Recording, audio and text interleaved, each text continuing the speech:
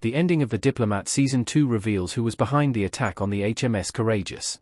Kerry Russell leads the cast of The Diplomat Season 2 along with Rufus Sewell as her husband Hal, David Giasse as Foreign Secretary Austin Dennison, Ali On as CIA operative Idra Park, and Rory Kinnear as Prime Minister Nicole Trowbridge. The Diplomat Season 2 picks up after the events of The Diplomat Season 1's ending, revealing that Hal and Ato Isando as Stuart survived but Jess Shanlio's Ronnie was killed in the explosion along with Member of Parliament Merrick Grove. As The Diplomat Season 2 plays out, both Kate and Hal edge closer to the truth about Roman Lenkov and the government officials behind the false flag operation. The most shocking twist in The Diplomat Season 2 finale is that US Vice President Grace Penn was behind the attack on the HMS Courageous. Hal initially discovers this intel from Margaret Roylin, who is also in on the elaborate false flag operation. Roylin was the one who, along with British members of Parliament Merrick Grove and Lenny Stendig, hired Russian mercenary Roman Lenkov to attack the HMS Courageous. The attack was intended to inflict minor damage and was not supposed to result in British casualties. Due to supply issues, the Lenkov group used more powerful explosives in the form of a submarine missile. President Rayburn is dead, Grace Penn is now president. The president died after hearing the truth about the VP. Alison Yanni looking stern in The Diplomat Season 2.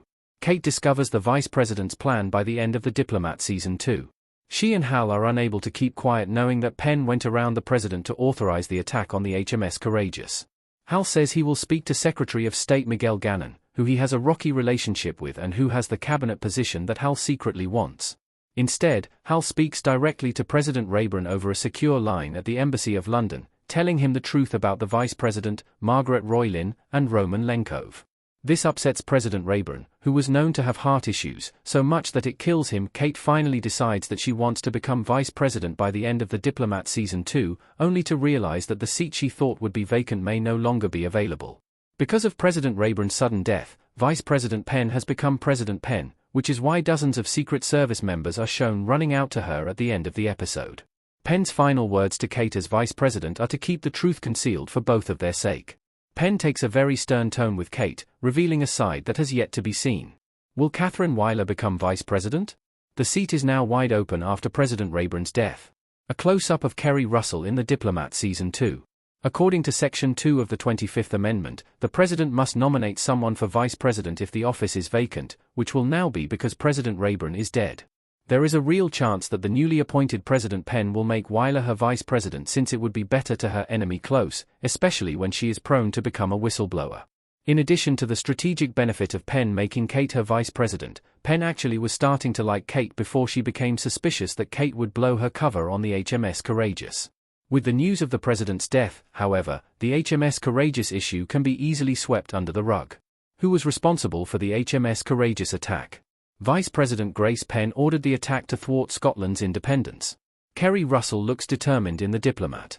A far-right member of Parliament named Lenny Stendig was the one who set up the bomb in Merrick Grove's car.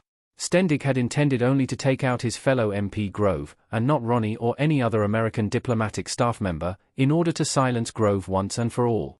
Margaret Roylin and Stendig feared that Grove would tell Hal and the Americans everything about their Roman Lenkov plot, which primarily involved Roylin pulling strings behind Prime Minister Trowbridge's back. Ultimately, it was Vice President Grace Penn who had orchestrated the false flag operation to thwart Scotland's independence. Nicole Trowbridge is innocent, he didn't hire Roman Lenkov. Prime Minister Trowbridge was the primary suspect behind Lenkov and the attack on the HMS Carpiragus throughout most of The Diplomat Season 2. Kate and Foreign Secretary Austin Dennison suspected that Trowbridge secretly hired Lenkov for political gain. In reality, Roylin enlisted Grove and Stendig to hire Lenkov at the request of Grace Penn. Roylin saw the benefit to Prime Minister Trowbridge's political reputation, while Penn was concerned about securing the longevity of the nuclear base at Cregan, Scotland. The HMS Courageous attack was about preventing Scottish independence. Both Roylin and Penn had nationalistic interests in the false flag op. Rufus Sewell and Kerry Russell looking up together in The Diplomat Season 2. As Roylin noted in The Diplomat Season 1 and Penn described to Kate in The Diplomat Season 2, the attack on the HMS Courageous was all about unifying the UK and preventing Scotland from passing a referendum to call for independence. Roylin and Penn had separate reasons for orchestrating the false flag operation, but both were of the utmost importance to their respective nations and governments. For Roylin, Scotland unifying with England against a common enemy such as Russia or Iran would repair the Prime Minister's reputation.